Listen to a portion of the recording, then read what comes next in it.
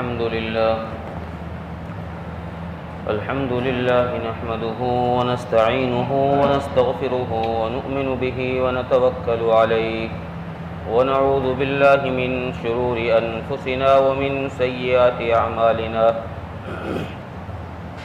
من يهده الله فلا مضل له ومن يضلله فلا هادي له ونشهد أن لا إله إلا الله وحده لا شريك له ونشهد أن سيدنا وحبيبنا وسندنا وشفيعنا ومولانا محمدا عبده ورسوله وعلى آله وأصحابه أجمعين أما بعد فأعوذ بالله من الشيطان الرجيم بسم الله الرحمن الرحيم إنك لعلى خلق عظيم قال النبي صلى الله عليه وسلم بعثت لأتمم مكارم الأخلاق أو كما قال عليه الصلاة والسلام۔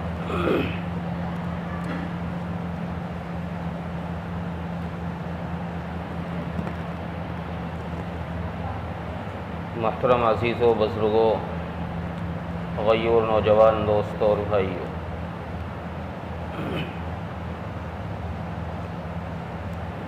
اللہ تبارک و تعالیٰ نے ہمیں جس نبی کا امتی بنایا ہے، اس نبی کو اللہ تبارک و تعالیٰ نے تمام انبیاء کا سردار بنایا۔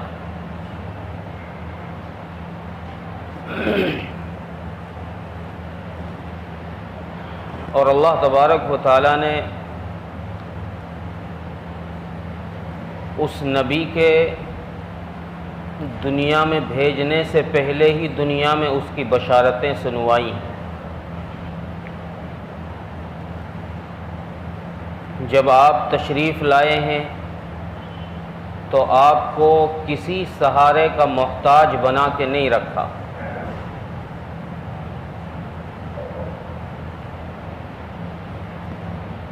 آپ کو صرف اللہ تبارک و تعالیٰ نے اپنی ذات کا سہارا دیا ہے۔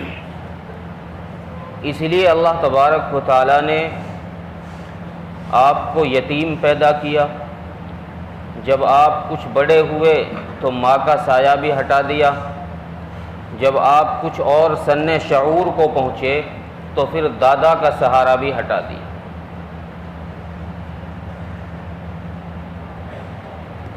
جب دادا کا سہارا ہٹ گیا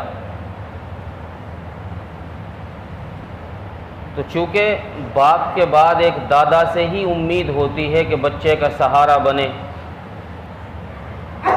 اس کی دیکھ ریکھ صحیح کرے گا، اس کی پرورش صحیح کرے گا، لیکن دادا کے بعد باقی خاندان والے تو ایسے ہی ہوتے ہیں۔ نبی اکرم صلی اللہ علیہ وسلم کے دادا کے وصال کے بعد آپ کو جو دکھ ہوا وہ بہت زیادہ غم آپ کو پہنچا ہے۔ روایات میں ہے کہ آپ جنازے کے پیچھے جا رہے تھے تو آپ کی آنکھوں سے آنسو مبارک بہہ رہے تھے، اتنا غم آپ کو پہنچا، چونکہ آپ نے باپ دادا کو ہی، باپ اور دادا دونوں کی محبت آپ نے یہیں سے دیکھی تھی۔ دادا کے انتقال کے بعد حضرت ابو طالب انہوں نے آپ کی کفالت کی ذمہ داری اٹھائی، اور باوجود یہ کہ حضرت ابو طالب ایمان لے کر نہیں آئے، آپ کے اسلام کو، آپ کے ایمان کو انہوں نے قبول نہیں کیا، لیکن روایات میں ہے کہ حضرت ابو طالب نے یہ بات کہی تھی کہ بھتیجے، بھلے ہی میں آپ کا دین تسلیم نہ کر رہا ہوں، لیکن آپ کو جس مشن کے لیے اللہ تبارک و تعالیٰ نے بھیجا ہے، آپ اپنے مشن کو کھل کر کیجئے، آپ اپنے مشن پر کھل کر چلیے اور لوگوں کو دعوت دیجیے، میں آپ کے ساتھ ہوں۔ اور ابو طالب نے آپ کو بہت زیادہ پیار دیا۔ روایات میں ہے کہ ابو طالب صاحب اولاد تھے، یعنی بہت ساری اولادیں تھیں ان کی، اور بچپنے میں جس گھر میں بچے زیادہ ہوتے ہیں تو بچے کھانے پینے کی چیزوں پر بھی جھگڑا کرتے ہیں، چھینا جھپٹی کرتے ہیں۔ روایت میں ہے کہ رسول اکرم صلی اللہ علیہ وسلم کے جو اور چچا زاد بھائی تھے، وہ جب کھانے کی چیزوں میں چھینا جھپٹی کیا کرتے تھے تو آپ کبھی ان کے ساتھ اس چھینا جھپٹی میں شامل نہیں ہوئے، آپ ایک طرف ہٹ جاتے ہیں۔ جب دسترخوان لگتا کھانے کے لیے تب آپ دسترخوان پر بیٹھ کر کھانا کھاتے۔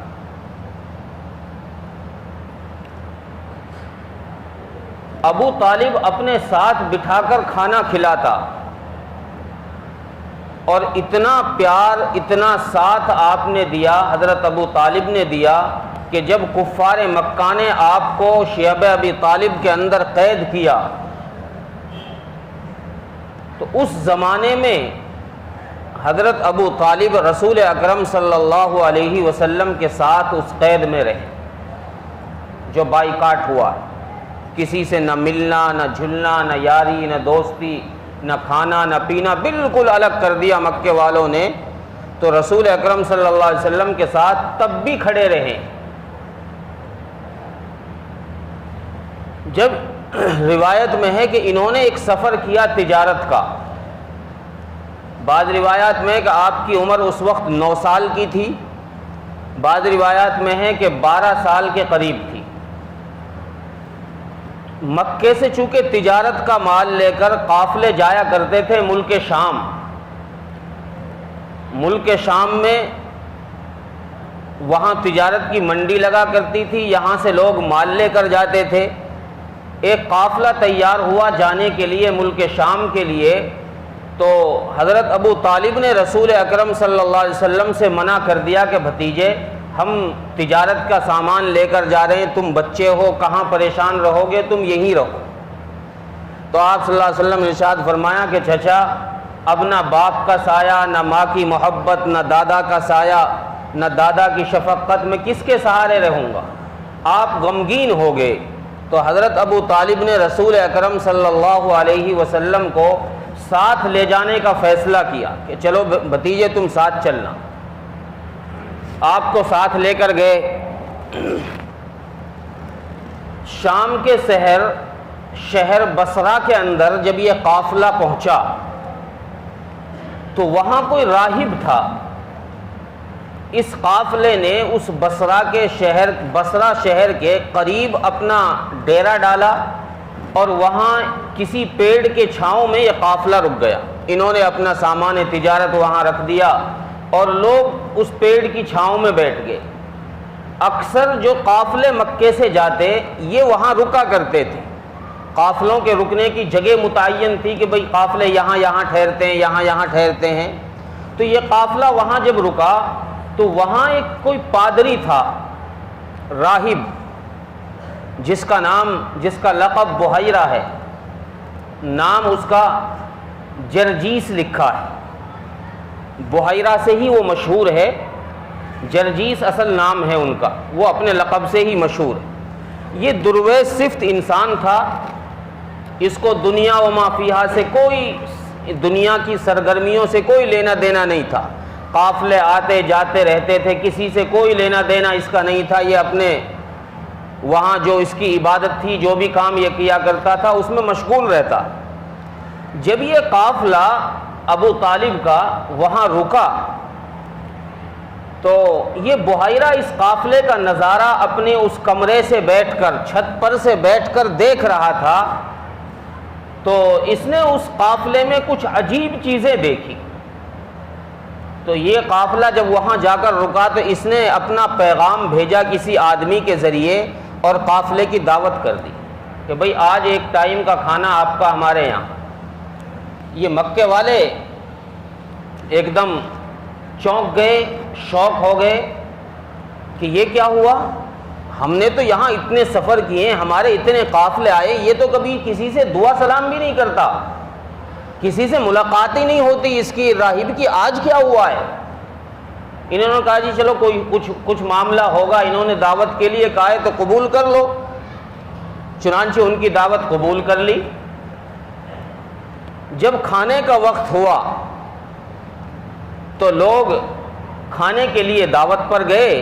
رسول اکرم صلی اللہ علیہ وسلم چونکہ اس قافلے میں سب سے کم سن تھے، بچے تھے، آپ کو قافلے والوں نے وہاں سامان کی حفاظت کے لیے بٹھا دیا کہ تم بچے یہاں بیٹھو اور سامان کی نگرانی رکھنا۔ وہ بحیرہ ان لوگوں کو جب اس کے گھر میں داخل ہو رہے تھے تو لوگوں کو بغور مشاہدہ کر رہا تھا، وہ دیکھ رہا تھا ایک ایک آدمی کو۔ جب سب لوگ دعوت پر پہنچ گئے، دعوت پر بیٹھے، تو اس نے پوچھا کہ بھئی کوئی رہا تو نہیں ہے؟ لوگوں نے کہا کوئی نہیں رہا، ہم نے صرف ایک بچہ سامان کی حفاظت کے لیے رکھا۔ اب یہ بحیرہ اپنے من میں کہنے لگا تمہیں کیا پتا، تمہارے جیسے قافلے تو یہاں کتنے آئے کتنے چلے گئے، جس کے طفیل میں نے تمہاری دعوت کی ہے اصل تو تم چھوڑ کر آ گئے، جاؤ اس بچے کو بلا کر لاؤ۔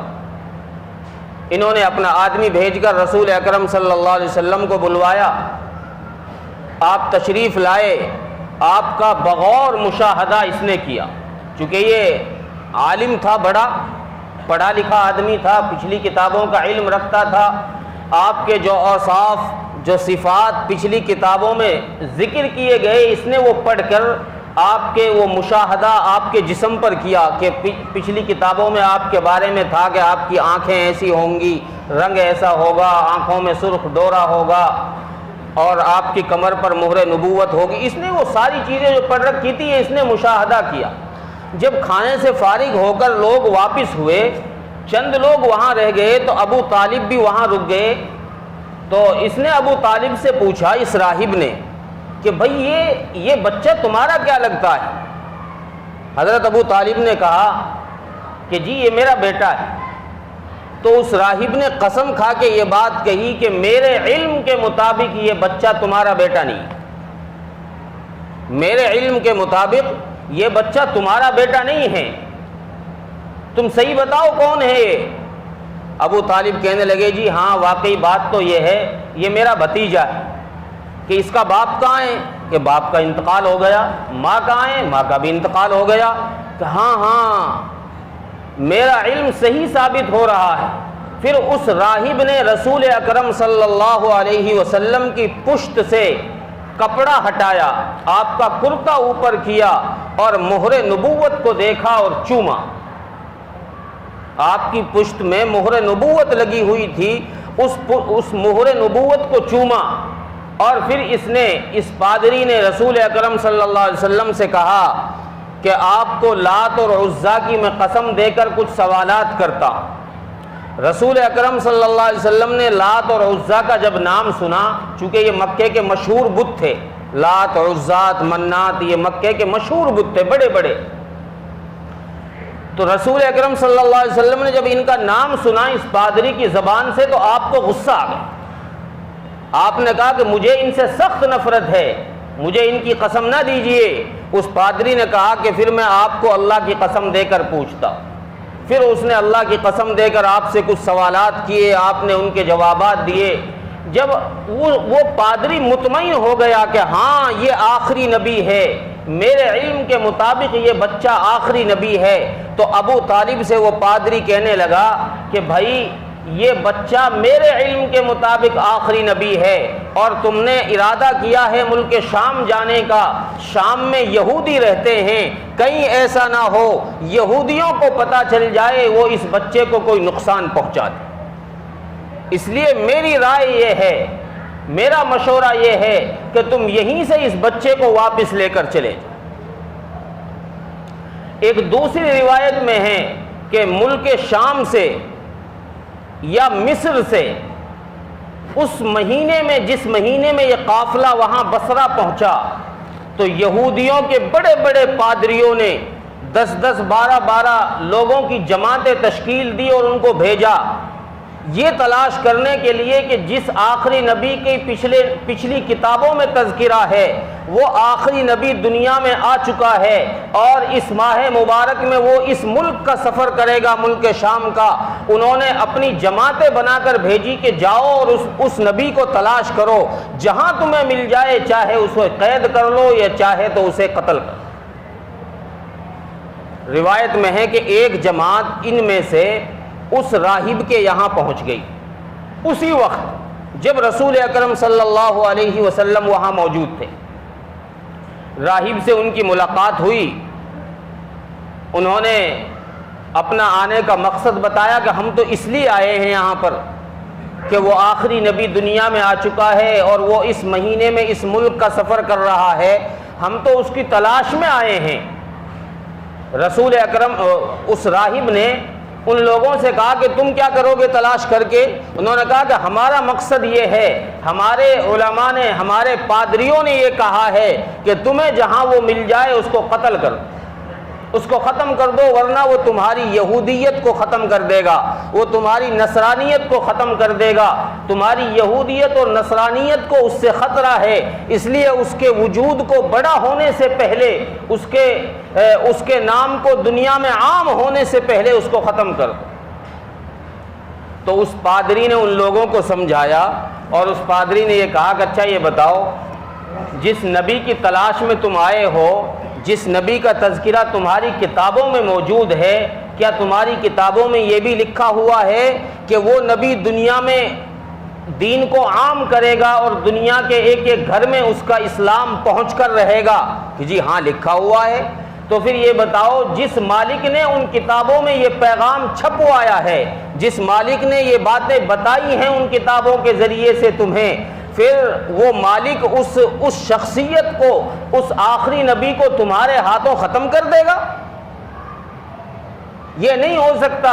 جب اس مالک نے یہ ارادہ کر لیا ہے کہ دنیا میں اس کے نام کا ڈنکا بجے گا، وَرَفَعْنَا لَكَ ذِكْرَكَ کہہ کر جس کو بلند کر دیا ہے، تو اس کے نام پر تھوکنے والے وہ اپنے اوپر ہی تھوک رہے۔ آج دنیا میں، آج سے نہیں، رسول اکرم صلی اللہ علیہ وسلم کی بعثت سے لے کر آج تک اور قیامت تک ایسے لوگ آتے رہیں گے جو آپ کی شان کے خلاف بکواس بازیاں کرتے رہیں گے، جو آپ پر غلط الزامات لگاتے رہیں گے۔ اللہ تبارک و تعالیٰ ایسے لوگوں کو جہنم رسید کرتا رہے، ان کی دنیا بھی برباد ہوگی، آخرت بھی برباد ہوگی۔ ایک شخص تاریخ میں ایسا نہیں ہے جس نے نبی کی شان میں گستاخی کی ہو اور وہ عزت سے زندگی گزار کر چلا گیا، اسے ذلیل ہونا پڑے گا۔ آپ کسی اونچی جگہ پر تھوکو گے تو وہاں پر سورج پر اگر کوئی آدمی تھوکے گا تو تھوکنے والے کے اوپر ہی آئے گا وہ۔ اللہ تبارک و تعالیٰ نے آپ کی شان کے بارے میں فرما دیا، وَرَفَعْنَا لَكَ ذِكْرَكَ، ہم نے تو اپنے نبی کے نام کو اتنا بلند کر دیا ہے، کسی کا نام اتنا بلند نہیں ہے، کسی کے بھونکنے سے میرے نبی کی شان کم نہیں ہو سکتی۔ اور دنیا میں رسول اکرم صلی اللہ علیہ وسلم نے اپنے اخلاق کا وہ پرچم لہرایا ہے کہ ساری دنیا آپ کے جیسے اخلاق پیدا نہیں کر سکتی۔ اسی لیے آپ صلی اللہ علیہ وسلم نے ارشاد فرمایا، بعثت لأتمم مکارم الاخلاق، مجھے اللہ نے اخلاق کا مجسمہ بنا کر پیدا کیا ہے۔ دوسری روایت میں ہے، بعثت لأکمل محاسن الافعال، مجھے اللہ تبارک و تعالیٰ نے اچھائی کا مجسمہ بنا کر پیدا کیا۔ حضرت سعد بن ہشام رضی اللہ عنہ حضرت عائشہ رضی اللہ عنہا سے پوچھا کہ اماں، رسول اکرم صلی اللہ علیہ وسلم کے اخلاق کیسے تھے؟ حضرت امی عائشہ نے فرمایا، سعد تم نے قرآن نہیں پڑھا؟ کہ اماں قرآن تو پڑھا ہے میں نے۔ تو حضرت عائشہ فرماتی ہیں کہ کان خلقہ القرآن، کہ آپ کے اخلاق گویا قرآن تھے۔ قرآن پڑھو تو پتہ چلے گا تمہیں نبی کے اخلاق کیا تھے۔ نبی کے اخلاق یہ تھے کہ نبی نے اس دنیا میں جب تک زندگی گزاری ہے، نبی جب تک اس دنیا میں رہے ہیں، کتنے مظالم لوگوں نے نبی پر ڈھائے ہیں، لیکن میرے پیارے حبیب نے کبھی اپنی ذات کے لیے کسی سے بدلہ نہیں لیا، اپنی ذات کے لیے آپ کبھی غصہ نہیں ہوئے۔ روایت میں ہے کہ ابو جہل ملعون مجلس لگائے بیٹھا تھا، آپ صلی اللہ علیہ وسلم کا گزر وہاں سے ہوا، آپ کا گزر ہوا تو آپ نے سلام کیا اور اسلام کا پیغام پہنچایا، جو لوگ مجلس میں بیٹھے تھے ان کو اسلام کی طرف، اللہ کی طرف بلایا۔ تو ابو جہل نے نہ یہ کہ آپ کو گالیاں دی، بکواس کی، حد پار کر دی، آپ پر کسی چیز سے وار کیا اور آپ کا سر زخمی کر دیا، آپ کے سر مبارک سے خون نکل آیا۔ یہ منظر حضرت حمزہ رضی اللہ عنہ کی باندی دیکھ رہی تھی اپنی آنکھوں سے۔ ابھی حضرت حمزہ نے اسلام قبول نہیں کیا تھا، حضرت حمزہ ابھی مشرکی ہیں۔ ان کی باندی نے دیکھ لیا، انہوں نے آ کر رسول اکرم صلی اللہ علیہ وسلم کی چچی کو بتا دیا، حضرت حمزہ کی گھر والی کو، کہ آج تو تمہارے بھتیجے کے ساتھ یہ معاملہ ہوا ہے، ابو جہل نے ان کا سر پھاڑ دیا ہے۔ حضرت حمزہ جب شام کو گھر آئے تو چچی نے، رسول اکرم صلی اللہ علیہ وسلم کی چچی نے حضرت حمزہ کو بتایا کہ آج تو ہمارے بھتیجے کے ساتھ یہ سلوک ہوا ہے، تم کہاں تھے، تم نے دھیان نہیں رکھا۔ حضرت حمزہ نے اپنا کمان اٹھایا، رسول اکرم صلی اللہ علیہ وسلم سے ملاقات نہیں کی، سیدھے حرم میں گئے۔ ابو جہل جس جگہ بیٹھا ہوا تھا مجلس میں گئے اور بغیر کچھ کیے، بغیر کچھ کہے جا کر سر میں ابو جہل کے وہ مارا، وہ کمان جو ہاتھ میں تھی وہ ابو جہل کے سر میں ماری اور سر پھاڑ دیا، اور فرمایا ابو جہل سن، تو نے کیا میرے بھتیجے کو یتیم سمجھائے؟ تو نے کیا سمجھائے کہ اس کا کوئی سہارا نہیں ہے، اس کا باپ بھی جا چکا ہے، دادا بھی جا چکا ہے، تو نے میرے بھتیجے کو یتیم سمجھا ہے؟ ابو جہل کان کھول کر سن لے، جب تک حمزہ موجود ہے اگر میرے بھتیجے کی طرف تم نے آنکھ اٹھا کر دیکھا تمہاری آنکھ نکال دی جائے گی، اگر انگلی اٹھائی تمہاری انگلی کو کاٹ دیا جائے گا، جب تک حمزہ موجود ہے میرے بھتیجے کا کوئی بال بیکا نہیں کر سکتا۔ اور یہ کہہ کر ابو جہل کو زخمی کر کے آئے واپس گھر، رسول اکرم صلی اللہ علیہ وسلم سے ملاقات ہوئی۔ آپ کی آنکھوں میں، روایت میں آپ کی آنکھوں میں آنسو بھرے ہوئے تھے۔ بچہ اکیلا پن محسوس کرتا ہے، نہ باپ ہے نہ دادا ہے۔ آپ صلی اللہ علیہ وسلم کی آنکھوں میں آنسو تھے۔ چچا کو دیکھا، آنکھوں سے آنسو بہنے لگے، اور چچا نے اپنے سینے سے لگایا اور کہا بھتیجے میں تیرا بدلہ لے کر آ چکا ہوں، جس ملعون نے تیرا سر پر وار کیا تھا میں اس کا سر پھاڑ کر آیا ہوں۔ رسول اکرم صلی اللہ علیہ وسلم نے فرمایا چاچا میں تیرے اس کام سے خوش نہیں ہوں۔ اللہ اکبر، چچا میں تیرے اس فعل سے خوش نہیں ہوں کہ تم میرے بدلے میں کسی کا سر پھاڑ کر آ گیا ہے، جیسے میرا سر انہوں نے پھاڑا ہے تو سامنے سے جا کر بدلے میں میرے دشمن کا سر پھاڑ کر آ جائے، میں تیرے اس کام سے خوش نہیں ہوں۔ فرمایا ابو جہل، حضرت حمزہ نے فرمایا کہ بھتیجے پھر تم خوش کس بات سے ہوگے؟ فرمایا اللہ کے نبی نے چچا میں دنیا میں بدلہ لینے نہیں آیا ہوں، مجھے تو اللہ نے اخلاق کا نمونہ بنا کر دنیا میں بھیجا ہے، اگر تم میری خوشی چاہتے ہو تو میں تو خوش اس بات میں ہوں گا کہ تم دنیا کی ضلالت چھوڑ دو، دنیا کی گمراہی چھوڑ دو، آخرت کی کامیابی کی طرف آ جاؤ۔ جب اس پیار سے یہ محبت بھرے کلمات حضرت حمزہ نے سنے، رسول اکرم صلی اللہ علیہ وسلم کے حضرت حمزہ رضی اللہ عنہ کے کان میں جب یہ محبت کے کلمات پڑھے تو حضرت حمزہ نے اسی وقت اسلام قبول کر لیا۔ یہ آپ کے اخلاق ہیں، یہ آپ کے اخلاق ہیں، آپ کے اخلاق کی وجہ سے ہی دنیا میں اسلام پھیلا ہے، دنیا میں اسلام آپ کے اخلاق کی وجہ سے پھیلا ہے۔ جان کے دشمنوں کو بھی آپ نے امان دے دی ہے۔ جن لوگوں نے آپ کو اپنے گاؤں سے اپنے شہر سے نکالا ہے، اپنے عزیزوں سے دور کیا ہے۔ فتح مکہ پر آپ نے موقع تھا کہ ایک ایک سے بدلہ لیا جاتا، ایک ایک کو سامنے کھڑا کر کر کے کوڑے مارے جاتے، ایک ایک کی گردن اڑائی جاتی۔ اپنی حکومت ہاتھ میں آ چکی تھی، مکہ فتح ہو چکا تھا، وہ پچھلے سارے دکھ آپ نے بھلا دیے کہ جیسے انہوں نے مکے والوں نے دھکے مار مار کر کے یہاں سے نکالا تھا۔